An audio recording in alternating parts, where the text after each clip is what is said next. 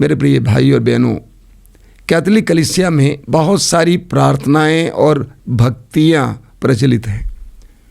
उनमें से एक बहुत ही महत्वपूर्ण प्रार्थना है या भक्ति है दिव्य करुणा की माला विनती। ईश्वर की करुणा के लिए प्रार्थना।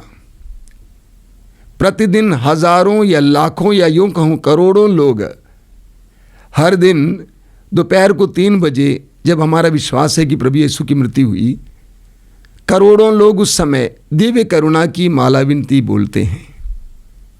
इसमें बहुत बड़ी शक्ति है, बहुत बड़ा अनुग्रह है।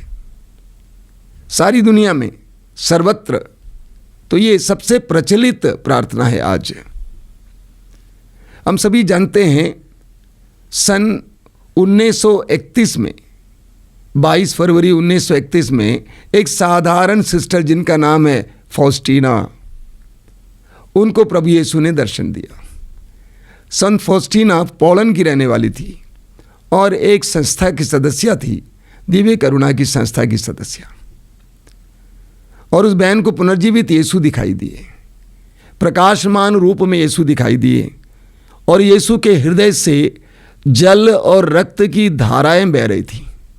आपने तस्वीर देखी है, प्रभु के हृदय से जल की धारा बह रही थी, प्रभु के हृदय से रक्त की धारा बह रही थी।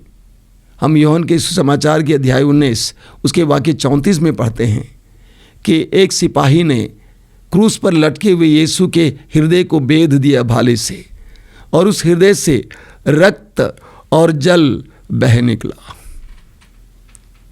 ये रक्त और जल किस बात का प्रतीक है? इसकी कई व्याख्याएं हैं।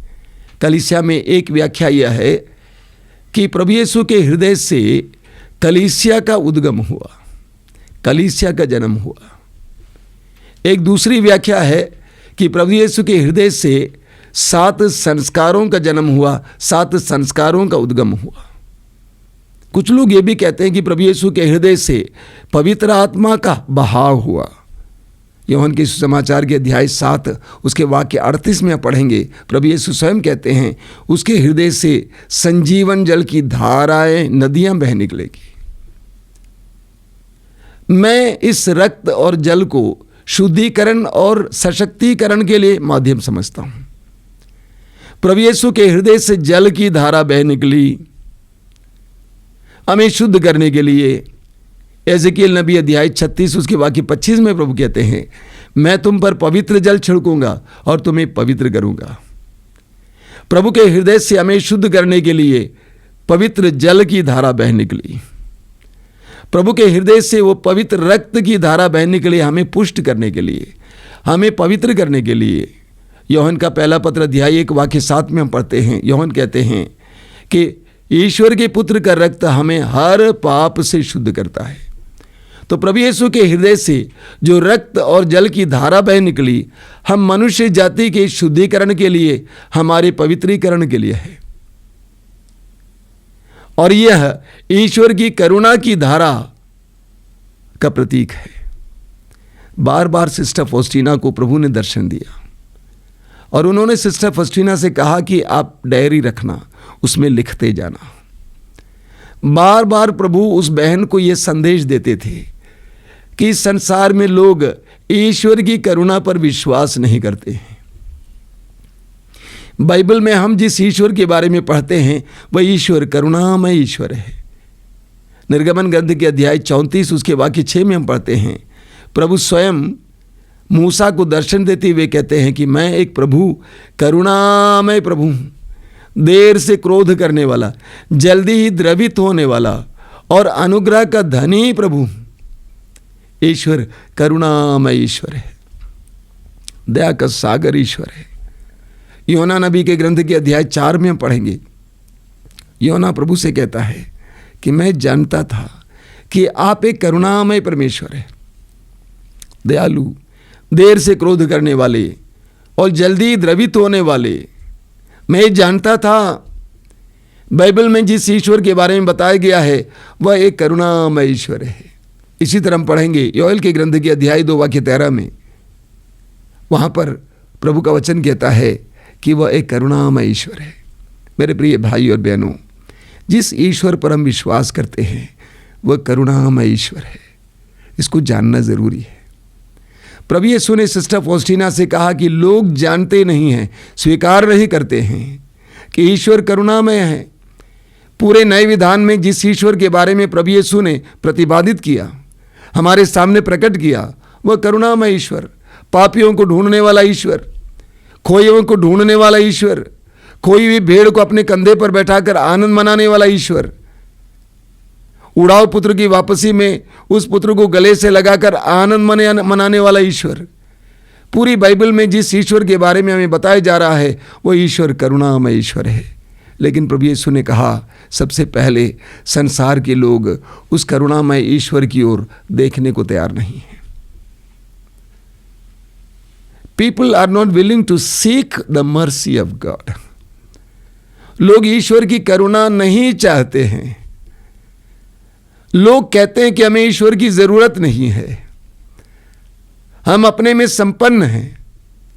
प्रभु यीशु को दुख होता है कि सारा संसार दुखी है, लेकिन लोग इसके बावजूद ईश्वर की करुणा के लिए ललायित नहीं हैं।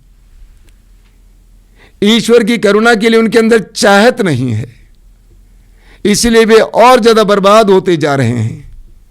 जबकि ईश्वर की करुणा उनकी परिस्थितियों को बदल सकती थी। तो सबसे पहले मनुष्य ईश्वर की करुणा नहीं चाहता है। वो अपने में संपन्न महसूस करता है, अपने में सक्षम महसूस करता है। दूसरा है, लोग ईश्वर की करुणा पर विश्वास नहीं करते। वे विश्वास नहीं कर पाते हैं कि ईश्वर इतना करुणा में हो सकता है। कुछ दिन पहले एक जवान लड़की मेरे पास आई थी, करीब 32 साल की। उसकी शादी नहीं हुई है, मेरे सामने बैठी हुई थी, अपने जीवन के बारे में बोलती जा रही थी, विशेष करके अपने पापमय जीवन के बारे में बोल रही थी। कुछ वर्षों से एक लड़के के साथ उसका रिश्ता था और उस लड़के के साथ शारीरिक संपर्क भी रखा, एक बार एबॉर्शन भी कराया। इतना बोलकर वो लड़की रो रही थी फूट फूट कर। वो कभी विश्वास नहीं कर पा रही थी कि मेरे इन सारे पापों के बंधन से मुझे छुटकारा मिल सकता है। मैंने उसको करीब बैठाया, कहा कि बेटे, प्रभु तुमको प्यार करते हैं, तुम्हारे पापों का नजरअंदाज करते हैं। प्रभु ने क्या कहा है यूहन्ना अध्याय 3 उसके वाक्य 17 में, मैं दोष लगाने नहीं आया हूं, बचाने आया हूं। प्रभु ने क्या कहा है लूकास के समाचार के अध्याय 19 वाक्य 10 में, जो खो गया था मानव पुत्र उसी को ढूंढने और बचाने आया है। काफी समय तक मैंने उसको पवित्र वचनों को सुनाया, ये बताने के लिए कि प्रभु आपको क्षमा करते हैं। आपके सारे पाप ईश्वर की करुणा के सामने तुच्छ है, कुछ नहीं है। मुझे बहुत अच्छा लगा। धीरे धीरे धीरे वो फूट फूट कर रो रही थी और उसके आंसुओं के साथ उसका कलंक मिट रहा था, उसकी दोष भावना मिट रही थी। इस दुनिया में बहुत सारे लोग दोष भावना के शिकार हैं। वे कभी सोच नहीं सकते हैं कि एक ईश्वर मेरे पापों के बोझ को उठा सकता है, मेरे पापों के कलंक को मिटा सकता है, मुझे क्षमा कर सकता है। कई लोगों से मुझे सुनने को मिला है, नहीं प्रभु मुझे क्षमा नहीं कर सकते हैं। लेकिन धीरे धीरे धीरे वे विश्वास करने लगे। तीसरी बात, लोग यीशु के करुणा पर विश्वास करते जरूर हैं, लेकिन यीशु के अधीन होने को तैयार नहीं हैं, उस करुणा के अधीन होने को तैयार नहीं हैं, उनके वचनों को मानने के लिए तैयार नहीं हैं। अभी कुछ दिन पहले एक भाई आए थे, शादीशुदा हैं, 2 बच्चे हैं, करीब 40 साल के। एक धंधा शुरू किए कुछ साल पहले, लेकिन पिट गया।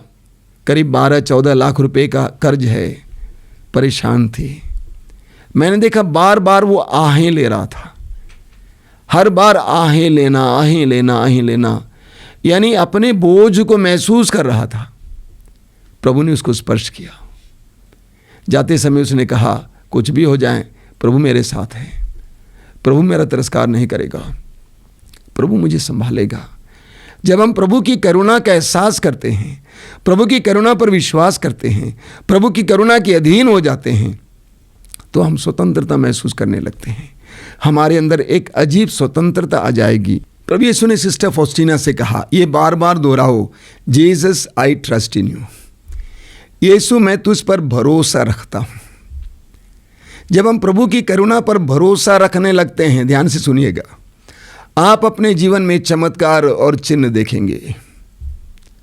मेरा पक्का विश्वास है वो भाई जो यहाँ पे आए थे वो बार बार आहें लेते थे। मैंने कहा यहाँ से जाने से पहले उन्होंने मेरे पास आकर कहा कि प्रभु ने मेरे लिए मार्ग खोल दिया है। अलग अलग बातें मैं बताना नहीं चाहता हूँ। जब हम प्रभु की उस करुणा पर विश्वास करने लगते हैं, भरोसा रखने लगते हैं, प्रभु की करुणा हमारे अंदर कार्य करने लगती है। एक दवाई की तरह हमारे अंदर कार्य करने लगती है, सब कुछ बदलने लगता है। आज प्रभु के इस दिव्य करुणा माला विनती के द्वारा हजारों लाखों लोगों के जीवन में प्रभु की कृपा बरस रही है।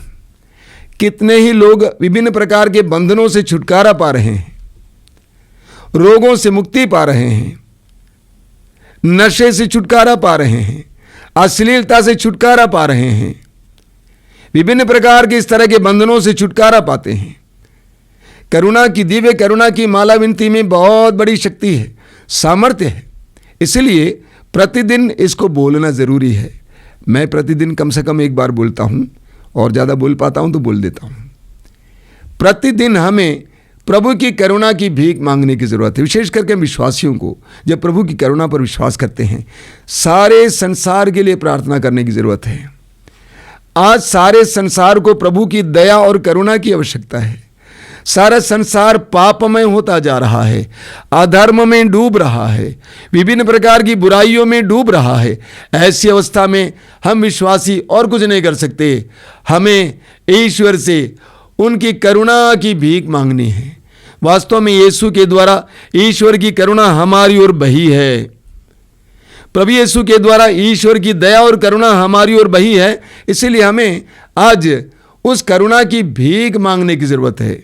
संत फॉस्टीना की मृत्यु 2 अक्टूबर 1938 में हुई और सन 2000 में संत पापा जॉन पॉल द्वितीय ने उनको संत घोषित किया। इतना ही नहीं, संत पापा ने ईस्टर के बाद के रविवार को दिव्य करुणा का रविवार घोषित किया। इस प्रकार इस महान प्रार्थना और ईश्वर की करुणा की आवश्यकता को संत पापा ने कलीसिया के सामने समर्पित किया। प्रभु यीशु ने संत फॉस्टीना के जरिए ये संदेश दिया कि जो इस प्रार्थना और इस भक्ति का प्रसार करेगा उसके जीवन में प्रभु की क्या क्या प्रतिज्ञाएं हैं। विशेष करके उन पुरोहितों के लिए जो इस प्रार्थना और भक्ति का प्रसार करेंगे, प्रभु ने बहुत सारी प्रतिज्ञाएं दी हैं। मेरे प्रिय भाई और बहनों, हम विश्वासियों को ईश्वर की करुणा की इस महान दिव्य करुणा की माला विनती का प्रसार करना चाहिए, प्रचार करना चाहिए। मैं अपनी ओर से जहाँ तक हो सके इसका प्रचार करने का प्रयास करता हूँ और स्वयं महसूस करता हूँ कि प्रभु की प्रतिज्ञाएं मेरे जीवन में कैसे पूरी होती हैं। आइए हम प्रार्थना करें। प्रभु यीशु, धन्यवाद देते हैं इस समय के लिए, अनुग्रह के लिए, आशीष के लिए। तूने कहा था कि ईमानदेह और बोझ से दबे लोगों, तुम सबके सब मेरे पास आओ, मैं तुम्हें विश्राम दूंगा। तू दया का सागर है, करुणा का सागर है। तूने कहा जो खो गया था मानव पुत्र उसी को ढूंढने और बचाने आया है। आज हम सारे संसार को तेरे सामने लाते हैं। सारे संसार को तेरी करुणा की आवश्यकता है यीशु। हमारे परिवारों को तेरे करुणा की आवश्यकता है यीशु। टूटे बिगड़े अशांत लोगों के लिए तेरी करुणा की आवश्यकता है यीशु। चारों ओर अधर्म फैल रहा है यीशु, वहां पर तेरी करुणा की आवश्यकता है। रोगों पर रोग बढ़ता जा रहा है, वहां तेरी करुणा की आवश्यकता है। हे दयालु पिता, तेरे पुत्र यीशु के नाम पर हमें अपनी करुणा दीजिए।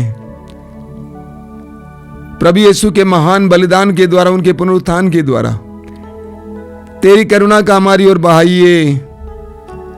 आज हम संसार भर के सभी टूटे लोगों को तेरे सामने लाते हैं, निराश लोगों को तेरे सामने लाते हैं, पाप में जीवन जीने वाले लोगों को तेरे सामने लाते हैं, विभिन्न प्रकार के बंधनों में पड़े लोगों को तेरे सामने लाते हैं। प्रभु यीशु, उन पर दया कर, ईश्वरी करुणा बरसा, उन पर दया कर, उन पर दया कर।